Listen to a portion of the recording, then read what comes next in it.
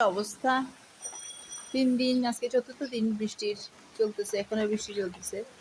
তেরপল দেওয়া হয়েছে, পানিতে তো ছাদে ওঠার কোনো সুযোগ হয় নাই। আমার ছাদের গাছের কি অবস্থা আল্লাহ আলমুল গায়েব ছাড়া কেউ জানে না। আমি এখনো পর্যন্ত ছাদ দেখি নাই, একটু যাই ছাদের দিকে যাই, দেখি কি অবস্থা। আল্লাহ, প্রচুর বৃষ্টি, পুরো ছাদের। আমি তো চিন্তা করতেছি আমার গবেষণার গাছগুলো বেঁচে আছে কিনা। এটা আমি মাটির একটা রান্নাঘর করছিলাম আগে, এখন নাই, এটা মাটির চুল কিনে রেখেছি। এই হচ্ছে বর্ষায় ছাদ বাগান। ওরে বাবা রে বাবা, ওই আমার তেজপাতার গাছগুলো অন্য ডিজাইনের হয়ে গেছে, কালার দেখা যাচ্ছে। পেঁপে গাছগুলো, ও যা হোক, ঝোপ দেখা দিছে। প্রচুর বৃষ্টি, নারিকেল গাছ তো দূরেই। আজকে 3-4 দিন ধরে বৃষ্টিতে ও প্রচুর পানি, গাছ তো একদম ডুবে গেছে পানিতে। 2টা অলিভ অয়েল চারা লাগাইছিলাম,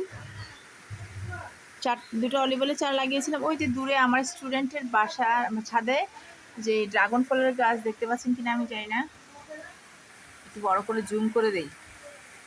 ও আমার দেখা দেখি বাগান করছে, কিন্তু বৃষ্টিতে একটু আসতে পারি নাই গাছের।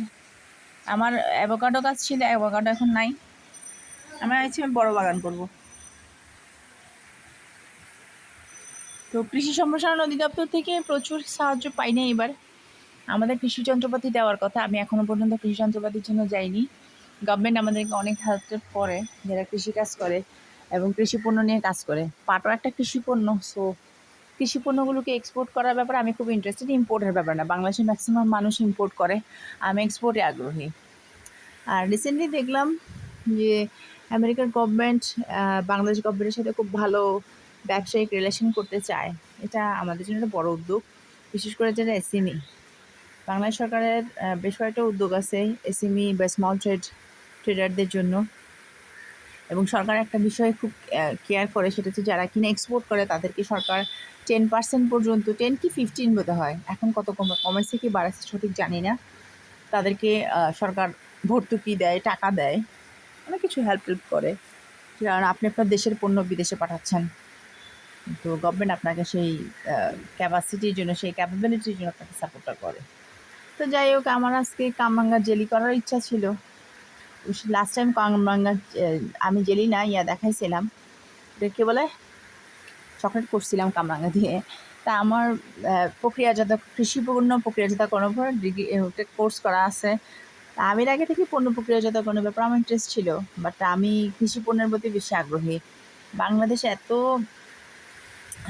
সয়েলটা, এত মাটি এত ভালো, যদি আমাদের সয়েলটাকে একটু যদি মানে একটু যদি উন্নত কৃষি প্রযুক্তি দিয়ে একটু যদি প্রোভাইড করা যেত, তাহলে চেহারা অন্যরকম হতো। দেখেন ওই যে আমার ছাত্রের ড্রাগনের বাগান, ওই যে আমার ছাত্র, আমার হাই স্কুলের ছাত্র। আমি যখন হাই স্কুলে টিচিংয়ে ছিলাম, পড়াতাম, ইংরেজি শিক্ষক হিসেবে কাজ করার পরে এই তখন ক্লাস 7-এ পড়তো।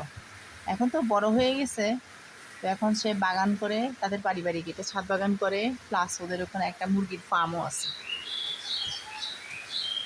আমার একটা সবচেয়ে আনন্দের ব্যাপার, সবসময় আমি এটা বলি যে আমার দেখে আমার ছাত্ররা বাগান করে, এটা আমার দেখে অনেক মজা লাগে। ওখানে দেখেন, ওখানে আমার আন্টিরা বাগান করে, পাশের পাশের আন্টিরাও অনেক বেশি ইন্সপায়ার্ড, তারা আমার সাথে খুব ভালো বন্ধুত্ব। এই যে আন্টিরা বাগান করছে, ছোট্ট বাগান, কিছু না কিছু গাছ লাগাইছে। তো বৃষ্টি বাড়তেছে, বৃষ্টির সামনে বসে কী অবস্থা জানি না। চট্টগ্রামবাসীর আসলে কি বলবো, আমাদের চট্টগ্রামবাসীর মানে দুর্ভাগ্য এই যে আমাদের নেতাগুলো সব চোর বাটপার। শুধু চট্টগ্রামবাসী দুর্ভাগ্য না, এটা বাংলাদেশের প্রত্যেকটা নাগরিকের দুর্ভাগ্য যে আমাদের নেতাগুলো খুব বাটপার, সৎ নেতা আমাদের নাই, যার জন্য দেশটা যতটুকু আগানো প্রয়োজন অতটুকু নাই। এরকম একটা মানে ইয়াং একটা জেনারেশন আমরা পাইছি, কিন্তু সেটাকে কাজে লাগানোর মতো সৎ নেতা আমাদের নাই। ওদের রিজন এই জন্য আমরা অনেক সাফার করি আর কি। যাই হোক, এই যে পুরোনো বিল্ডিং, পুরনো বিল্ডিং হলো একটা কথা কি, এখানে মডিফাই করার সুযোগ থাকে, নিজের বাড়ি তো, নিজের বাড়িতে মডিফাই করার সুযোগ থাকে। এই যে গত সপ্তাহে যে চুরিটা হলো ওইটা ওই এর মধ্যে বলে দেই, ওইখান থেকে চুরি করে করে মানে তার চুরি করে এখানে মানে আমার রুমের পাশ দিয়ে ওইখান থেকে তার চুরি করে এনে এটা গরুর ফার্ম করছে আমার ভাই। ও ফার্মের গরু আছে এখন মনে হয় টোটাল 2টা না 3টা, ওই গরু নিতে আসছিল। আমার হাঁসগুলো চুরি হয়ে গেছে, ইঁদুরে নিয়ে গেছে। হাঁস পালন করা খুব ডিফিকাল্ট, এজন্য হাঁস পালার চিন্তা ভাবনা ছিল, এবং এটা আমি ইনশাল্লাহ সামনে করবো, তবে বড় প্লেসে করব। এটা পেন্ডিং রইল, আমি হাঁস আরও কিনবো সামনে। আমার হাঁস অত্যন্ত প্রিয়, কারণ আমার দাদি খুব হাঁস ভালোবাসতেন। আজকে জাম গাছে তেমন কোনো জাম আসে নাই, চারপাশে 2টা কাক ভাই বসে রয়েছে, এই যে বৃষ্টিতে চুবা চুবা হয়ে গেছে। তো এই আর কি আপডেট বৃষ্টির।